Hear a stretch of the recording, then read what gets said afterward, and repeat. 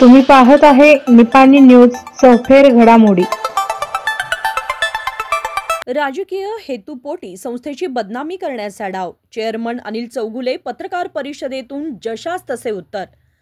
कोगनोळी गावामध्ये रेशन धान्य वितरणातील काही समस्येबाबत एका दैनिकातून रेशन वितरणामध्ये घोळ अशी सहकारी PKPS संस्थेची बातमी प्रसारित झाली होती। त्याला उत्तर देण्यासाठी कोगनोळी येथील संस्थेचे पदाधिकारी यांनी पत्रकार परिषद घेऊन केलेल्या टीकेला सडेतोड उत्तर दिले। कोगनोळी सहकारी संस्थेचे सर्व चेअरमन याच्या वतीने बोलताना चेअरमन अनिल चौगुले म्हणाले की धान्य वितरणामध्ये कोणताही प्रकारचा घोळ नाही। ज्या इसमाने धान्य वितरणामध्ये घोळ आहे असं प्रसार माध्यमांच्या समोर येऊन बातमी प्रसारित करण्यास सांगितली, त्यांना धान्य घ्यायला आल्यास सर्वसामान्य लोकांच्या बरोबर रांगेत न उभारता लगेच धान्य हवे असते। सर्वसामान्य माणूस रांगेत उभा राहून नित्यनियमाने आपले धान्य घेऊन जातो। मग अशा लोकांना सोडून जर टीकाकार यांच्यासारख्या लोकांना आल्यानंतर लगेच धान्य दिल्यास तो गोरगरिबांच्यावर अन्याय होणार नाही का? ऑनलाईन कार्यप्रणाली असल्यामुळे सर्व्हर डाऊन असतो, त्यामध्ये संस्था काही फेरबदल करू शकत नाही। थंब इम्प्रेशन ही शासकीय प्रक्रिया पूर्ण झाल्याशिवाय धान्य देता येत नाही, हे तक्रारदाराने समजून घ्यावे। धान्य सुरू झाल्यापासून महिना अखेरपर्यंत धान्याचे वितरण करण्यात येतं। इथे असणारे वजन काटे शासकीय नियमाप्रमाणे आहेत। धान्य वितरण व सर्व कामकाज सकाळी 10 ते 5 वाजेपर्यंत असते। महिना अखेर ज्या कार्डधारकांनी आपले धान्य नेले नसेल ते धान्य संस्थेत शिल्लक असते। शिल्लक असलेले धान्य वजा करून पुढील महिन्यातील धान्याचा कोटा येतो। त्यामुळे सर्वांनी ज्या त्या महिन्यात आलेले धान्य उचल करणे गरजेचे आहे। गेले कित्येक वर्ष संस्थेच्या माध्यमातून प्रामाणिकपणे कार्यभार सांभाळत असताना राजकीय सुडापोटी एका प्रामाणिक सहकारी संस्थेला बदनाम करण्याचं षडयंत्र केलं आहे। गावातील कोणत्याही नागरिकांना विचारणा केल्यास धान्य वितरण व संस्थेबद्दल कोणतीही तक्रार नसल्याचं निदर्शनास येईल। पत्रकारांनी बातमी देताना प्रथमतः संस्थेकडे विचारणा करून शहानिशा करावी, नंतर बातमी द्यावी अशी आमची सर्व संस्थाधारकांची मागणी आहे, असे ते यावेळी बोलताना म्हणाले।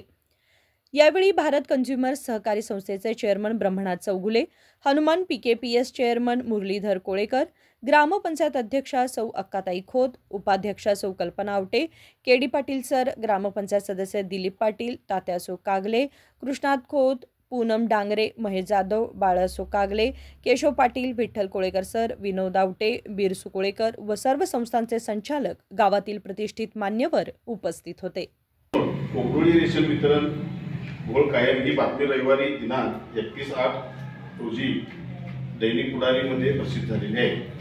या संदर्भात आम्ही कोगनोळी गावातील सर्व सेवा संस्थांचे धान्य वितरण करणारे चेअरमन याबाबत खुलासा करतो की रेशनमध्ये कोणत्याही प्रकारचा घोळ वगैरे काही नाही। बातमी देणारे संस्थेत धान्य नेण्यास आल्यानंतर त्यांना तात्काळ धान्य हवे असे सर्वसामान्यांच्या समोर त्यांनी म्हणतात। त्या सर्वसामान्य नागरिक पाळीत राहून धान्य नेतात, त्यांच्यावर अन्याय होत नाही का? जाणून बुजून एखाद्या संस्थेची बदनामी करण्याच्या हेतूने ही बातमी दिली जाते।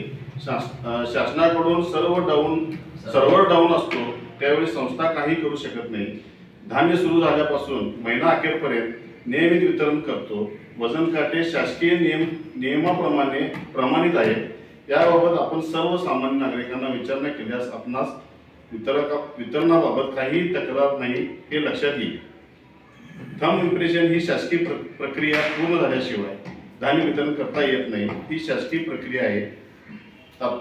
तक्रारदारांनी याची शिल्लक राहते व पुढील महिन्यासाठी धान्य जेवढे शिल्लक आहेत तेवढे वजा करून पुढील महिन्यासाठी धान्याचा कोटा येतो, हे सुद्धा सर्वांनी समजून घ्यावे।